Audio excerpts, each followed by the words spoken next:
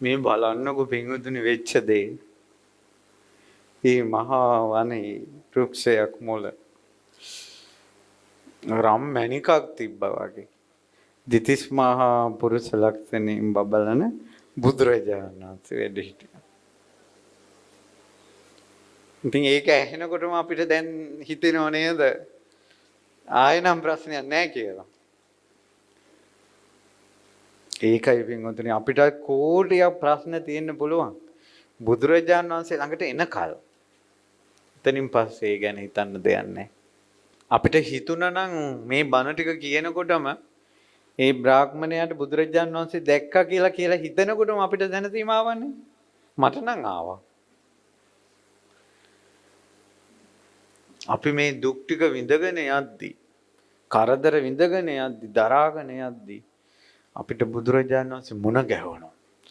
එතන මේක ඉවරයි. එතනින් එහාට අපි ගැන නෙවෙයි. තවම දැන් අපි සැනසුනේ ওই බමුණගේ කරදර ඉවර වෙලාද? කරදර ඉවර කරන කෙනෙක් මුණ ගැහුණ නිසා. ඔයාලා කරදර ඉවර කරගන්න උත්සාහ කරන්න එපා. කරදර ඉවර කරන කෙනා හොයාගෙන යන්න. අපි හැමදාම ප්‍රශ්නත් එක්ක ඔට්ටු වුණා. කරදරත් එක්ක ඔට්ටු වුණා. ඒව නැති කරගන්න ඔට්ටු වුණා. කරදර දුරු කරන ප්‍රශ්න නැති කරන දුක දුරින්ම දුරු කළා දාන දුක වියලවලා දාන ඒ තථාගත බුදුරජාණන් වහන්සේගේ පැත්තට නැඹුරුනේ නේ. පින්වතුනි බුදුරජාණන් වහන්සේ මේ ලෝක සත්වයා සසරින් එතර කරවනවා. දුක් දුරු කරවනවා. ඒක බුදුරජාණන් වහන්සේ ළඟ තියෙන්නේ. අපිව විශ්වාස කරන්න එපා. තමා ගැන විශ්වාසයට එන්න එපා. බුදුරජාණන් වහන්සේ විශ්වාස කරන්න. බුදුරජාණන් වහන්සේ මේක කරාවි කිය.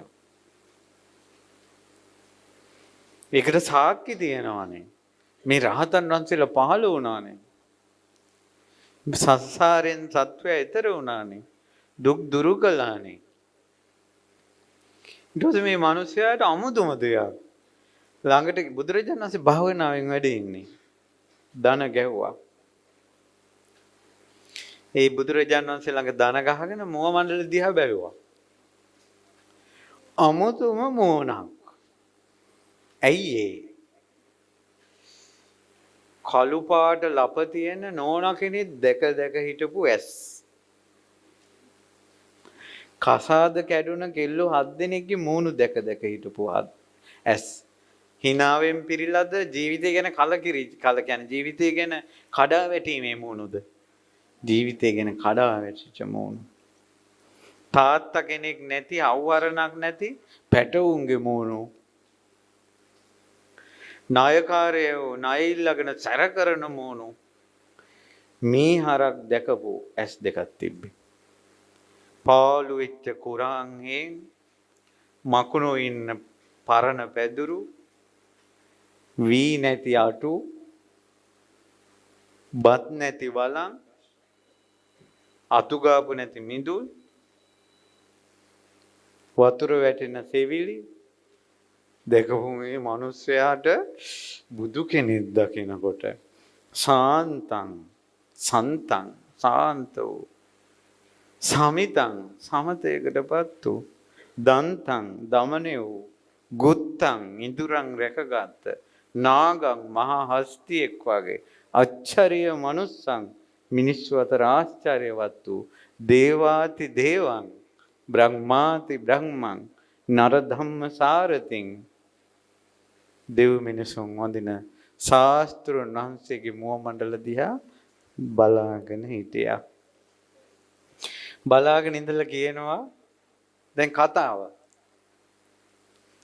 ඔබ වහන්සේට නම් මේ කළු ලප තියෙන ගෑණියෙක් නැතු වෙතිනේ කියලා කිව්වා. නැත්තම් ඔහොම මූණ ලස්සන වෙන්න විදියක් නැහැ.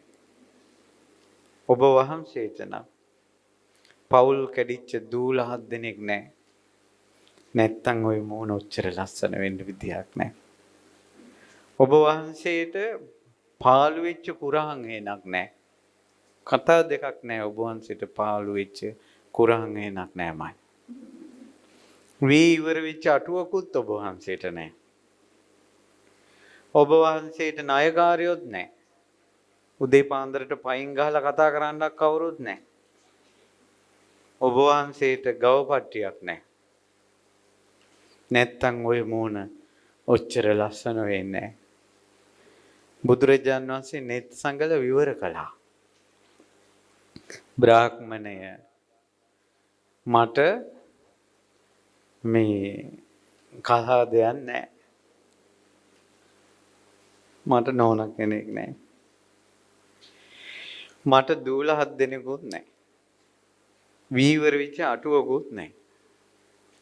මට හිපාලු වෙච්ච හේනකුත් නැහැ. ණයකාරයොත් නැහැ. පරණ පැදුරකුත් නැහැ. ඊට පස්සේ මගේ හරක් අතරමං වෙලත් නැහැ. මම අතරමං වෙලත් නැහැ.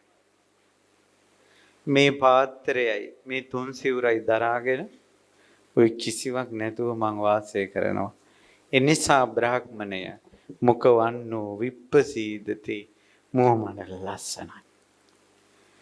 ඇහුවා මටත් බැරිද එහෙම ලස්සන කරගන්න? පුළුවන් කෙකෝ.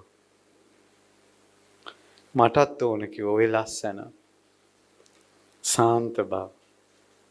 එහෙනම් පැවිදි වෙන්න කිව්වා. පැවිදි වුණා. දැන් ආය අහන්න දෙයක් තියෙනවද? ඒ පැවිද්දට කැඳෙන්නේ බුදුරජාණන් වහන්සේ නම. ඒ හිතේ කිසි දැනක දැන් අරව නැහැ. දැන් තියෙන්නේ ශාන්ත බව හොයනවා. දුකෙන් එතර වීම හොයනවා.